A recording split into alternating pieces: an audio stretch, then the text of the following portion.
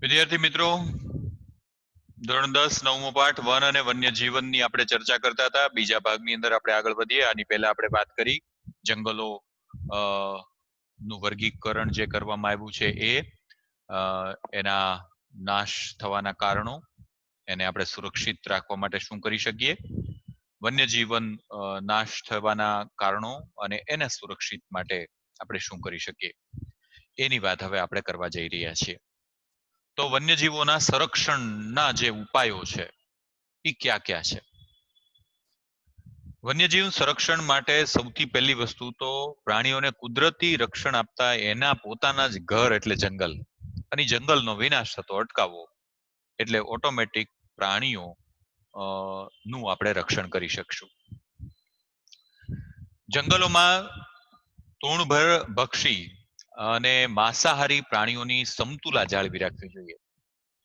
એ સમયગાળે તેમની વસ્તી ગણતરી પણ કરવી જોઈએ. આ ઉપરાંત જંગલના જળસ્ત્રોતની જાળવણી પણ કરવી જોઈએ.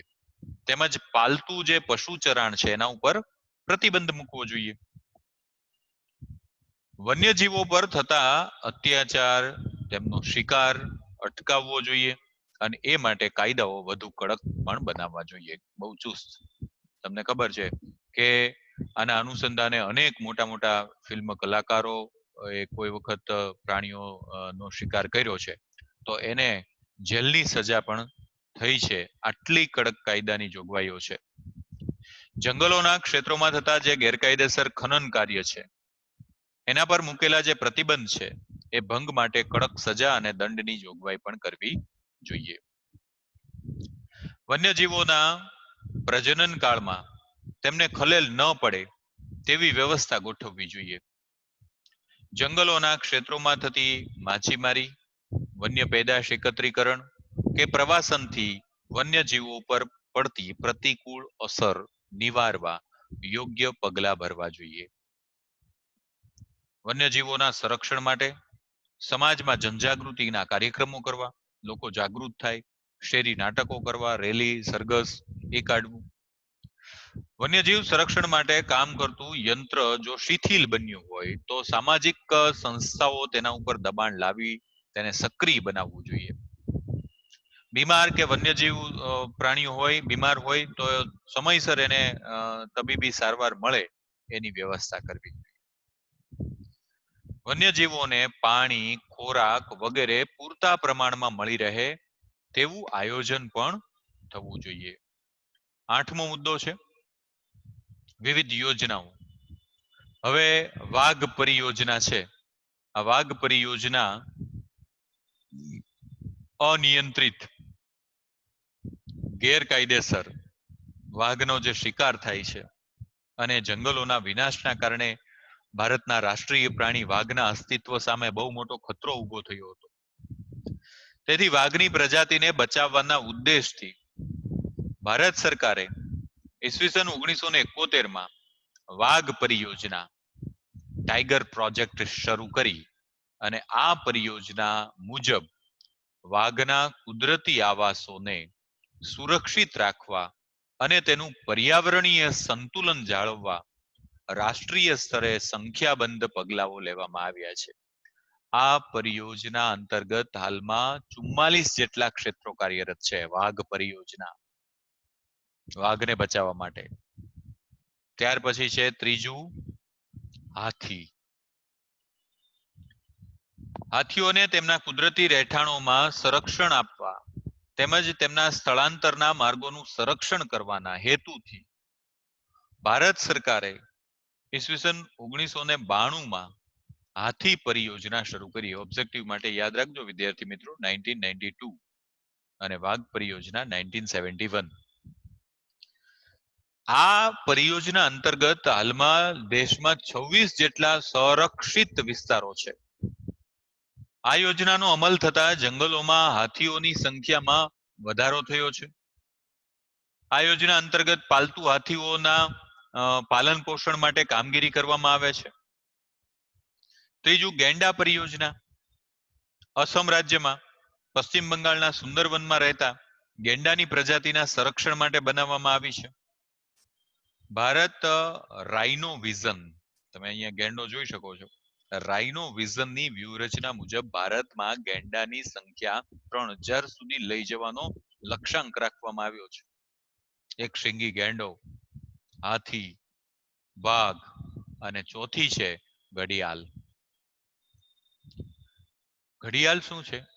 તો કે મગર, જે નદીના શેવાળની અંદર મગર, અને મગર ને ઘડિયાળની અંદર શું ડિફરન્સ છે કે એનો આગળનો જે ભાગ છે, એનું મોઢું છે, એ એકદમ ધારવાળું છે.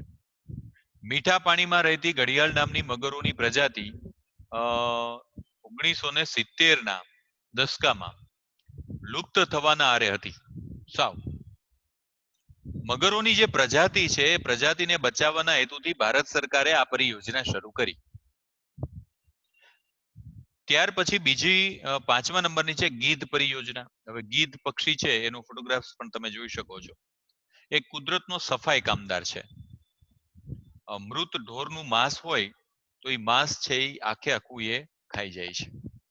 ભારતમાં ગીધની કુલ 9 પ્રજાતિઓ છે અને ગીધોની સંખ્યામાં વધારો કરવા ભારત સરકારે 2004માં ગીધ પરિયોજના શરૂ કરી હતી. ઓબ્જેક્ટિવ માટે યાદ રાખવા જેવો મુદ્દો છે.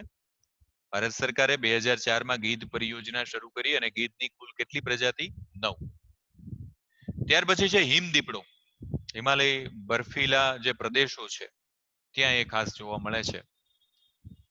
હિમાલયમાં લગભગ 3000 મીટરની ઊંચાઈએ હિમાચ્છાદિત ક્ષેત્રની અંદર હિમદીપડાની પ્રજાતિ વસે છે. સ્થાનિક લોકોમાં હિમદીપડા વિશે જાણકારી વધે અને તેના સંરક્ષણ માટે જાગૃત થાય તે ઉદ્દેશથી ભારત સરકારે ઈસવીસન 2000માં હિમદીપડા પરિયોજના શરૂ કરી. એ પણ ખાસ ઓબ્જેક્ટિવ માટે યાદ રાખજો. ઉપર દર્શાવેલી જે પરિયોજનાઓ છે, 6 પરિયોજનાઓ, એ ઉપરાંત દેશમાં કાશ્મીરી હંગુલ પરિયોજના, લાલ પાંડા પરિયોજના, મણિપુર થામિલ પરિયોજના, ગંગા ડોલ્ફિન પરિયોજના વગેરે પરિયોજના દેશમાં કાર્યરત છે. 9મો પ્રશ્ન છે કે અભયારણ્ય એટલે શું? કોને કહેવાય અભયારણ્ય? જેમના માથે વિનાશનું જોખમ હોય તો વન્યજીવોના સંરક્ષણ અને સંવર્ધન માટે સુરક્ષિત કરાયેલા જે વિસ્તારો છે એને અભયારણ્ય કહેવાય. આની ડેફિનેશન છે.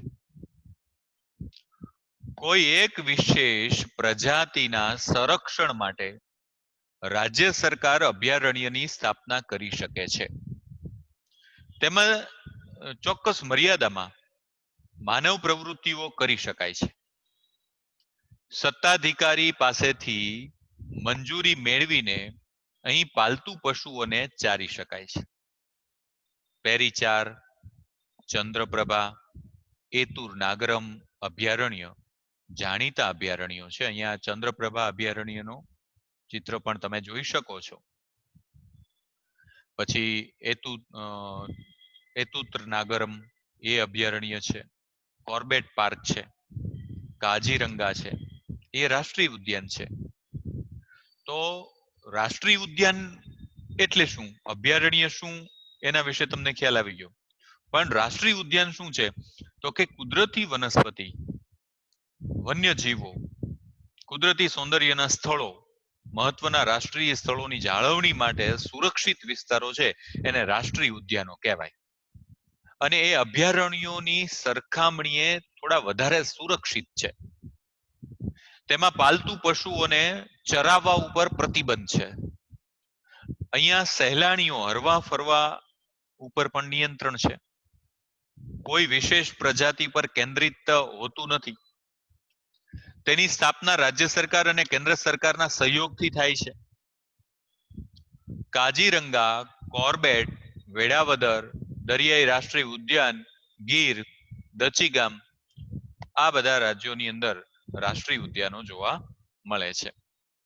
ત્યાર પછી 11મો મુદ્દો છે કે જૈવ આરક્ષિત ક્ષેત્ર એટલે શું? તો જૈવ આરક્ષિત ક્ષેત્રની રચના આંતરરાષ્ટ્રીય માપદંડો મુજબ કરવામાં આવે છે. એનો મુખ્ય હેતુ તે ક્ષેત્રની પ્રાકૃતિક અને સાંસ્કૃતિક વિવિધતાનું રક્ષણ કરવાનો છે. આ ઉપરાંત ત્યાં થતી વનસ્પતિઓ, જીવજંતુઓ, જમીન તેમજ ત્યાં વસતા માનવ સમુદાયની જીવનશૈલી પણ સંરક્ષણ કરવામાં આવે છે. અહીં જૈવ વિવિધતા વિશે સંશોધનો અને પ્રશિક્ષણ માટે સુવિધાઓ પૂરી પાડવામાં આવે છે. જૈવ આરક્ષિત ક્ષેત્રમાં બહારની તમામ પ્રકારની માનવીય ગતિવિધિ પર સંપૂર્ણ પ્રતિબંધ હોય છે. આ ક્ષેત્રનો વિસ્તાર 5000 ચોરસ કિલોમીટરથી વધારે હોય છે. નીલગિરી, મન્નારની ખાડી, ગ્રેટ નિકોબાર, સુંદરવન, પંચમઢી આ દેશના મહત્વના જૈવ આરક્ષિત ક્ષેત્રો છે. તો અભયારણ્યો, રાષ્ટ્રીય ઉદ્યાનો, જૈવ આરક્ષિત ક્ષેત્રો આ 3 કેટેગરી અને ત્રણેય વિશેની જે સામાન્ય તફાવતો છે એની આપણે વાત કરી.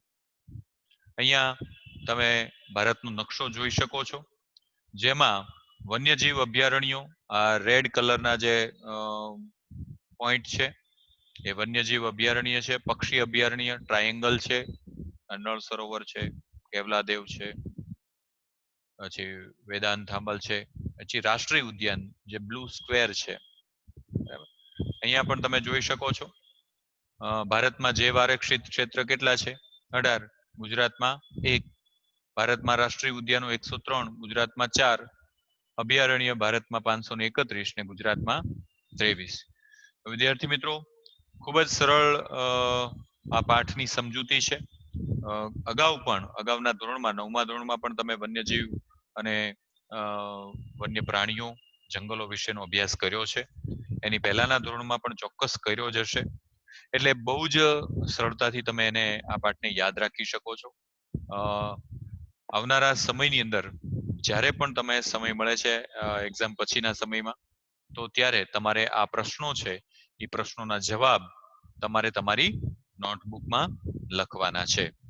વિદ્યાર્થી મિત્રો, જેમને પણ હજી આ ચેનલ સબસ્ક્રાઇબ નથી કરી એ ચોક્કસ કરી લેજો અને આપના માધ્યમથી ધોરણ 10ના વિદ્યાર્થીઓ સુધી આ વિડીયોને પહોંચાડજો. Thanks for watching.